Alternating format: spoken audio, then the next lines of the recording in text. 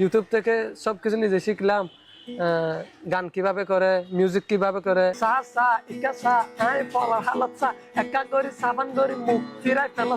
আমাদের রোহিঙ্গার যে সিচুয়েশন আছে ওইগুলো আমি মিউজিকের মাধ্যমে তুলে ধরে। সাম্প্রতিক সময়ে একজন রোহিঙ্গা যুবক তার মুখের গাওয়া একটি গান ও আরাকান, এই গানটি খুব সম্ভবত চট্টগ্রামের ভাষাভাষী মানুষের পাশাপাশি সারা বাংলাদেশের মানুষের অনেক মানুষ তারা এই গানটি শুনেছে এবং বেশ সাড়া পেয়েছে সামাজিক যোগাযোগ মাধ্যমে, বিশেষ করে ইউটিউব এবং ফেসবুক প্ল্যাটফর্মে আমরা দেখেছি এই গানটি ব্যাপক দর্শকপ্রিয়তা পেয়েছে। সেই গানেরই যিনি জনক অর্থাৎ যেই এই গানটি গেয়েছেন তার সঙ্গে আজকে আমরা বসছি, তার সঙ্গে আজকে আমরা ঈদের আড্ডায় তার কাছ থেকে জানবো এই গানটি আসলে কোন প্রেক্ষাপটে তিনি গেয়েছিলেন এবং বর্তমানে তার রোহিঙ্গা ক্যাম্পে দিন কেমন কাটছে। রোহেল খান, আপনাকে স্বাগত। জি, আসসালামু আলাইকুম। কেমন কাটছে দিন, বিশেষ করে ঈদটা কেমন কাটছে? আলহামদুলিল্লাহ ভালো। কোথাও যাওয়া হয়েছে ঈদের সময়, কোথাও ঘুরতে যাওয়া হয়েছে বা আত্মীয় স্বজনের বাসা বাড়ি? না, আত্মীয় স্বজনের বাসা বাড়ি তো যাওয়া হয় সব সময়, তো বন্ধুদের সাথে আড্ডা দিলাম, বেশি দূরে না, কাছাকাছি। আচ্ছা, যেহেতু ও আরাকান এই গানটি শুধুমাত্র রোহিঙ্গা কমিউনিটি নয়, বাংলাদেশের আমরা যারা আছি চট্টগ্রামের ভাষাভাষী সবার মধ্যে ব্যাপক জনপ্রিয়তা পেয়েছে। আমরা যদি একটু গানের গল্প শোনার আগে যদি একটু গানটা শুনতে চাই। জি শিওর, প্লিজ। ও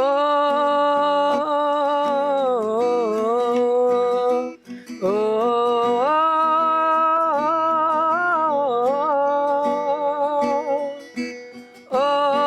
আরকান হামদে দিলান হতদিন তার নদেকির মুকান।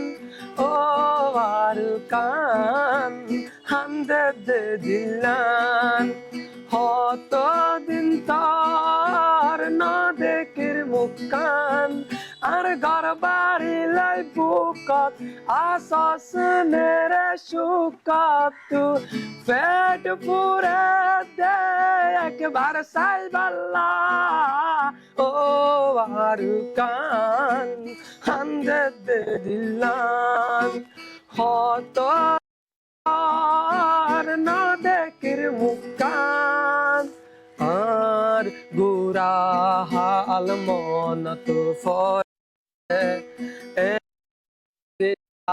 কিস বেশি আদরে হালতে বিলত বাপর পরে বাত হাইবার হতা মনত পরে।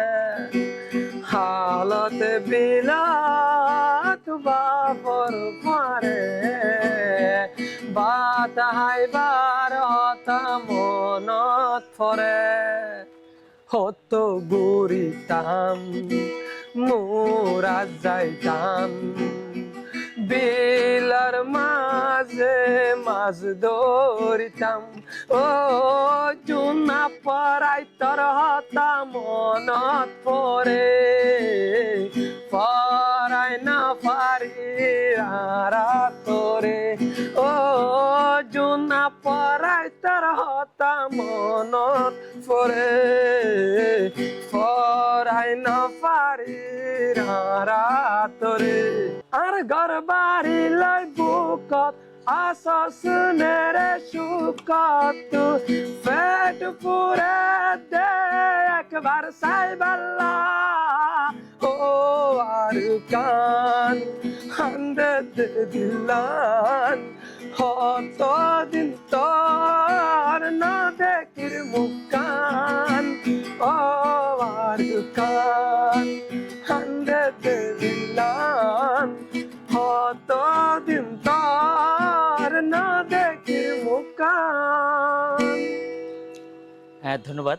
আসলে এই গানটির যে মর্মার্থ সেটি যদি আমি বাংলা ভাষায় বলি, চলিত ভাষায়, সেটি হচ্ছে তারা যেখান থেকে মিয়ানমারের যে রাখাইন স্টেট অর্থাৎ তাদের ভাষায় যেটি আরাকান রাজ্য, যেখান থেকে যারা ফেরত এসেছে অর্থাৎ এখানে আসতে বাধ্য হয়েছে, সেই আরাকান রাজ্যটির জন্য তাদের যে মন জ্বলছে সেখানে ফেরত যাবার যে তাড়না, সেটি এই গানের মাধ্যমে ফুটিয়ে তুলেছেন তিনি, আমি যদি ভুল না করি। জি। আচ্ছা, এখন আপনার বয়স এখন কত? আমার বয়স এখন 17 বছর। আপনি যখন মিয়ানমারে ছিলেন বা মিয়ানমার থেকে যখন বাংলাদেশে আসতেছেন, তখন আপনার বয়স কত? আমার তখন বয়স ছিল 7 বছর, 7 বছর। 7-8 বছর মতো। আচ্ছা, ওই সময় কি ওখানে এই ধরনের কোনো গান করেছিলেন না, বা? আমি যখন মায়ানমারে ছিলাম তখন আমি ছোট ছিলাম, ক্লাস 3-তে পড়াশোনা করতাম। তো আমি মিউজিক টিউজিক কিছু বুঝতাম না। যখন এখানে আসলাম তারপর 1 বছর পর যখন আমার বাড়িতে ফোন ছিল একটা, ফোন থেকে দেখতাম আমার দিলের মধ্যে একটা মিউজিক, মানে আমরা যে মানুষরা আছে মানুষদের কথা উম শুনছে না, দুনিয়ায় শুনছে না। তো আমি যেটুকু জানি মানুষরা মিউজিক শুনতে পছন্দ করে। তো আমি যদি কি আমাদের হিস্টোরিটা, আমাদের স্টোরি, যে মানুষরা কি সিচুয়েশন ফেস করতেছে, কেমন আমাদের মানুষের কি সিচুয়েশন, ওইটা আমরা কিভাবে চলি, কিরকম কষ্টতা আছি, ওইটা আমি এক ধরনের মাধ্যমে দুনিয়াকে বুঝাইতে পারবো, শোনাতে পারবো। গানের মাধ্যমে আপনি জি। সেটা তুলে তো ধরছেন। আমি তখন মিউজিকটা চুজ করেছি। আর মিউজিকের মাধ্যমে আমাদের কমিউনিটির যে কষ্টগুলা, আমাদের রোহিঙ্গার যে সিচুয়েশন আছে, ওইগুলো আমি মিউজিকের মাধ্যমে তুলে ধরি, যেন মানুষরা মিউজিক শুনতে পছন্দ করে। আর আমার মিউজিক যদি শুনে ওরা আমাদের কমিউনিটি কি কি সিচুয়েশন আছে যেন বুঝতে পারে। আচ্ছা, এই যে ভাইরাল গানটি একটু আগে আপনি করলেন যে জি। ও আরাকান, এই গানটি রচনার প্রেক্ষাপট মানে তৈরির প্রেক্ষাপটটা কি ছিল? কারা মানে কে আপনাকে সহযোগিতা করেছে গানটি যে করতে? এটা এটা হলো আমি তো ও ও এই গানের আগেও আরো কয়েকটা গান অনেক হিট হয়েছে, আমাদের কমিউনিটির মানুষরা অনেক পছন্দ করেছে। তো আমাদের একটা ফিল্ম মেকার আছে, ওর নাম হলো কিমন্তিন, যে ওই গানের সিনেমাটোগ্রাফার ও আর কানের। তো একদিন আমাকে ও কল করেছিল কি, তোমাকে একটা ভয়েস পাঠাইতেছি ওই আর কানের গানটা, তো শুনো ওটা কি চলবে না, কি চলবে না ওইরকম বলছে।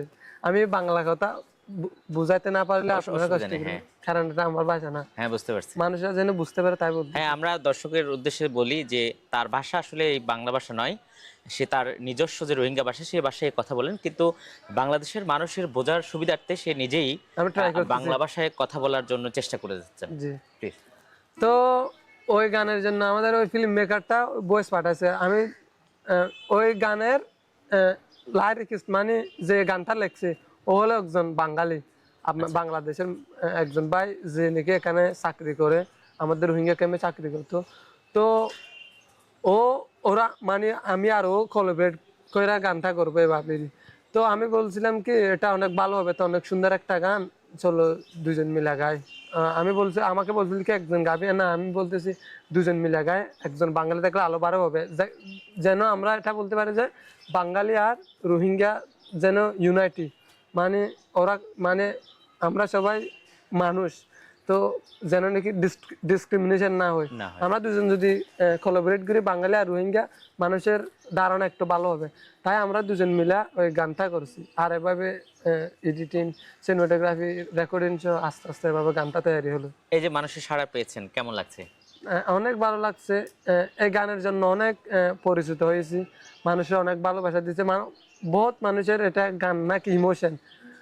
নতুন যারা মিয়ানমার থেকে আসছে ওদের মনে করেন, ওরাও এটা শোনার পর আমি শুনছিলাম কি ওদেরকে প্রেশার, কয়েকজনের বুড়া মানুষের, বয়স্ক মানুষের প্রেশার হয়ে গেছে এটা শোনার পর, হসপিটালে মানে তাদের নিজের দেশের জন্য মন চলছে। আচ্ছা, এবার আমরা আরেকটি গান শুনতে চাই, যে আপনি আপনার পছন্দের সবচেয়ে প্রিয় গানটি একটু শুনতে চাই। না, আমাদের একটা অনেক পছন্দ, হতা চট্টগ্রামের মানুষ অনেক ক্রিয়েটারের 1.5 মিলিয়ন মতো, রোহিঙ্গা কমিউনিটি একটা শিল্পীর জন্য 1.5 মিলিয়ন, মানে আমাদের রোহিঙ্গা একটা আমার জন্য 1.5 মিলিয়ন ভিডিওস বানাইছে আমার গান, এটা আমার জন্য অনেক বড়। সেই গানটা একটু সেই শুনতে চাই। গানটার নাম হলো তোর হাত ধরি, অনেকরা জানবে। মানে তার হাত ধরে। জি। আচ্ছা।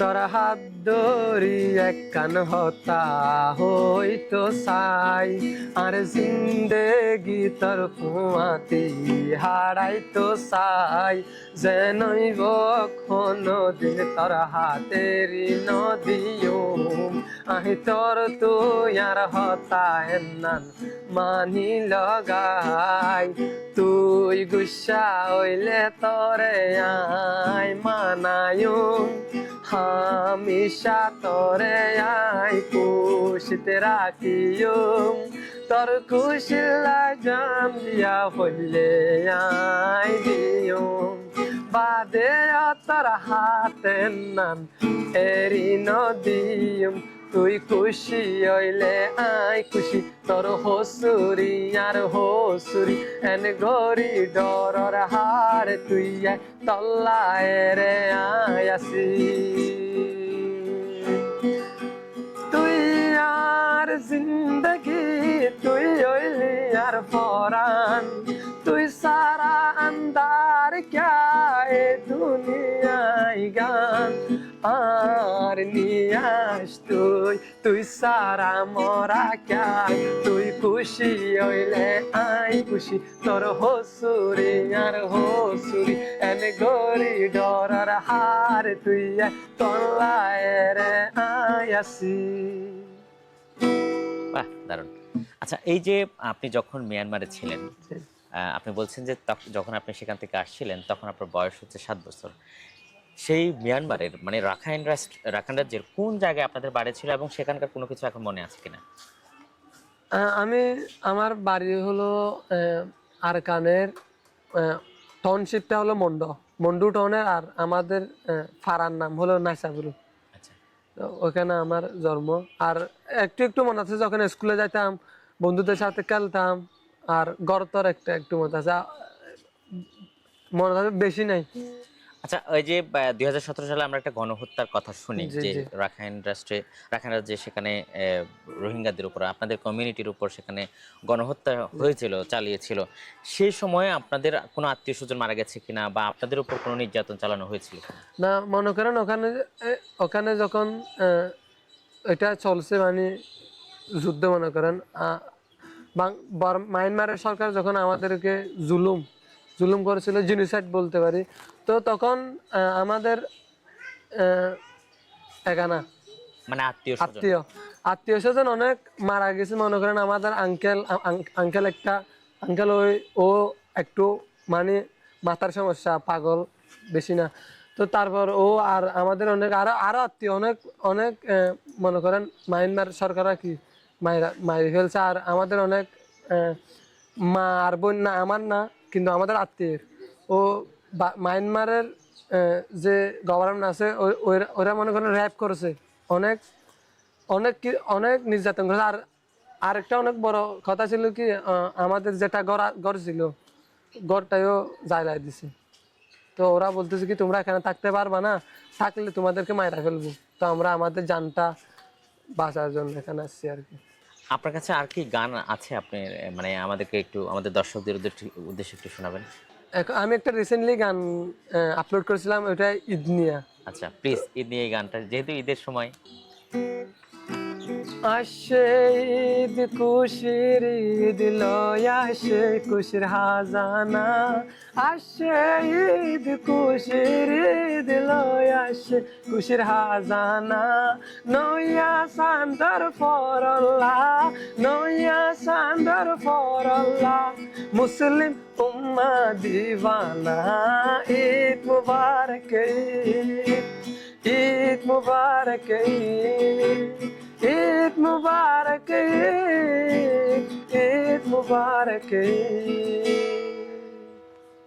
আচ্ছা, এই যে আপনি গান করেন, এখন আপনার হাতে গিটার দেখতে পাচ্ছি, আপনার কোনো দল রয়েছে যাদের সমন্বিতভাবে আপনারা কোনো গান চর্চা করেন বা রেগুলার কোনো প্রোগ্রামটা? বিভিন্ন সময় আমি যেমন গত কয়েকদিন আগে আপনাদের একটা পেজের মধ্যে আপনি গান করছেন, এটা একটা ইয়ার মতো হয়ে গেছে, যে কনসার্টের মতো হয়ে গেছে।